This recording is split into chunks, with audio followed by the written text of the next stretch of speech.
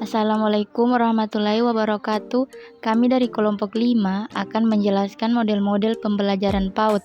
Sebelum itu, perkenalkan, nama saya adalah Sinta dengan NIM A411211088 dan teman saya Ayu Kartika Sari dengan NIM A411211094, Amelia Rahmadani A411211095, Dian Mega Putri A411211097, Nur Fitri Anissa A411211099, Fahira A411210107, dan Nurlinda A411211109.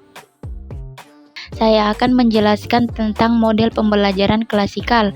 Model pembelajaran klasikal menurut Aunur Rahman yang menyatakan bahwa model pembelajaran klasikal lebih menitik beratkan pada peran guru dalam memberikan informasi melalui materi pelajaran yang disajikan.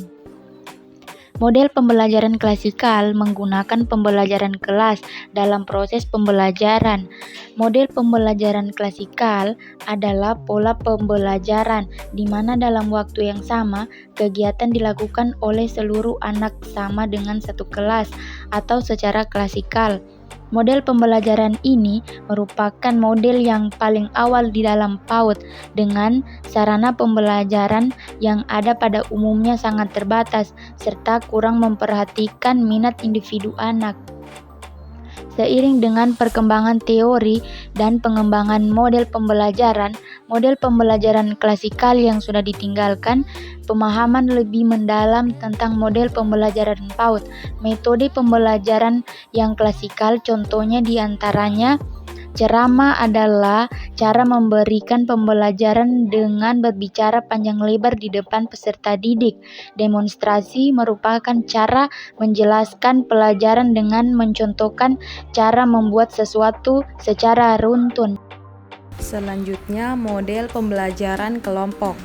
Pembelajaran cooperative learning sebagai pembelajaran kelompok kooperatif yang menuntut diterapkannya pendekatan belajar siswa-sentris, humanistik, dan demokratis yang disesuaikan dengan kemampuan siswa dan lingkungan belajarnya. Dengan demikian, maka pembelajaran kooperatif mampu membelajarkan diri dan kehidupan siswa baik di kelas atau di sekolah. Lingkungan belajarnya juga membina dan meningkatkan serta mengembangkan potensi diri siswa sekaligus memberikan pelatihan hidup senyatanya. Jadi, cooperative learning dapat dirumuskan sebagai kegiatan pembelajaran kelompok yang terarah, terpadu, efektif, efisien, ke arah mencari atau mengkaji sesuatu melalui proses kerjasama dan saling membantu atau sharing sehingga tercapai proses dan hasil belajar yang produktif. Model pembelajaran kelompok banyak digunakan di TK. Perkembangan model pembelajaran selalu berkembang. Kini banyak TK yang menggunakan model pembelajaran yang lebih variatif. Dalam model pembelajaran kelompok dengan kegiatan pengaman adalah pola pembelajaran di mana anak-anak dibagi menjadi beberapa kelompok. Biasa dibagi menjadi 3 anak dalam satu kelompok. Dan masing-masing kelompok melakukan kegiatan yang berbeda-beda. Dalam satu pertemuan, anak harus menyelesaikan 2 sampai dengan 3 kegiatan kelompok secara bergantian. Setelah kegiatan selesai, maka anak tersebut dapat melanjutkan kegiatan lain yang telah disediakan guru di dalam kelas. Model pembelajaran area. Berdasarkan area, lebih memberikan kesempatan kepada anak didik untuk memilih atau melakukan kegiatan sendiri sesuai dengan minatnya.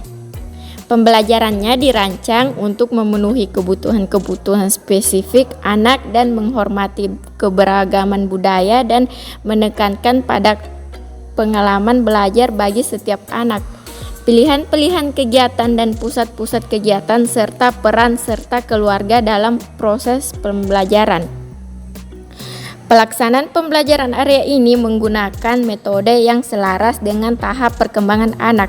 Setiap anak berkembang melalui tahap yang berbeda. Namun, pada saat yang sama, setiap anak adalah makhluk individu dan unik. Dengan demikian, pendidik harus mencermati dan menyimak perbedaan antara keterampilan dan minat tertentu dari anak-anak yang berusia sama. Semua kegiatan dalam pembelajaran ini didasarkan pada minat anak, tingkat perkembangan kognitif, dan kematangan sosial emosional. Mendorong rasa ingin tahu alamiah anak, kegembiraan terhadap pengalaman-pengalaman panca indera, dan keinginan untuk menjelajahi gagasan-gagasan baru anak itu sendiri. Pelaksanaan pendidikan progresif dibangun berdasarkan prinsip-prinsip perkembangan anak dan konstruktivisme ini. Model pembelajaran sudut merupakan salah satu model pembelajaran yang didasarkan pada minat anak. Model ini didasarkan pada teori Montessori di mana menunjukkan keterampilan hidup sehari-hari. Selain itu, model ini juga menekankan penggunaan panca indera untuk belajar anak. Proses pembelajaran menggunakan sudut tidaklah sulit.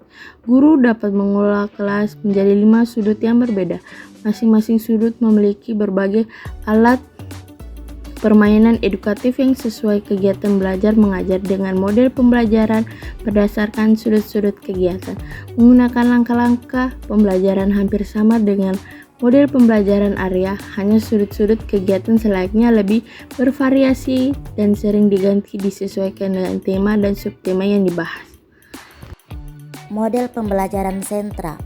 Model pembelajaran sentra yang mempunyai ciri utama, yaitu pemberian pijakan untuk membangun konsep aturan, ide, dan pengetahuan anak, serta konsep densitas dan intensitas bermain.